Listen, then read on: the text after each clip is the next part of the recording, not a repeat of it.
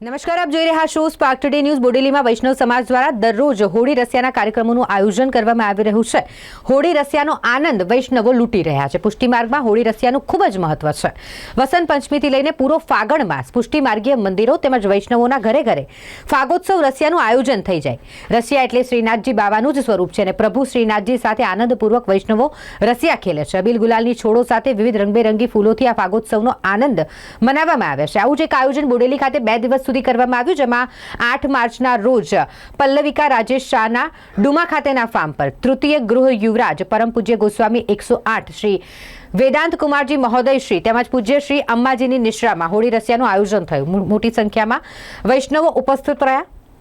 9 માર્ચના રોજ બોડેલી શ્રી દ્વારકાધીશ મંદિર ખાતે પણ આવો જ એક ભવ્ય હોળી રસિયાનો કાર્યક્રમ તેમજ શ્રી પ્રભુના ફાગોત્સવનો મનોરથ શ્રી દ્વારકાધીશ મંદિરમાં સમાયોજિત થયો, જેમાં યુવા વૈષ્ણવ આચાર્ય પરમ પૂજ્ય ગોસ્વામી 108 શ્રી શરણમ કુમારજી મહોદય શ્રી ઉપસ્થિત રહ્યા અને વ્રજ જતિપુરાની વ્રજવાસી ટીમે આવીને હોળી રસિયાની રમઝટ જમાવી। પુષ્ટિ સંપ્રદાયમાં હોળી રસિયાનું એક વિશેષ મહત્વ હોય છે।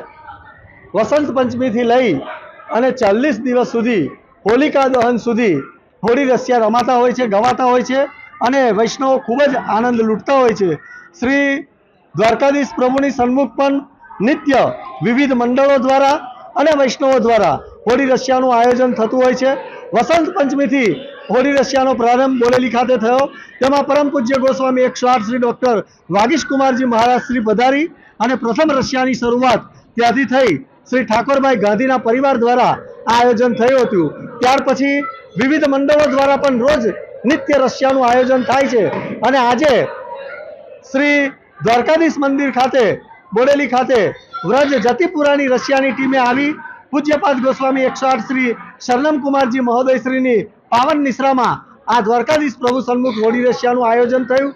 જ્યારે ગઈકાલે પલ્લવિકાબેન રાજેશભાઈના ફાર્મ પર ડુમા ખાતે પણ આવું એક ભવ્ય આયોજન હોળી રસિયાનું થયું, જેમાં પરમ પૂજ્ય ગોસ્વામી 108 શ્રી વેદાંત કુમારજી મહોદય શ્રી પધારી અને વૈષ્ણવોને આશીર્વાદ પાઠવ્યા। તેમાં વર્ષો પછી પૂજ્ય અંબાજી પણ પધાર્યા અને વૈષ્ણવોને દર્શન આપી ખૂબ જ ધન્યતા વૈષ્ણવોએ અનુભવી। આમ 40 દિવસ સુધી હોળી રસિયાનું આયોજન કરવામાં આવે છે બોડેલી ખાતે અને વૈષ્ણવો ખૂબ જ આનંદ લૂંટે છે। બોલ શ્રી વલ્લભાધીશ કી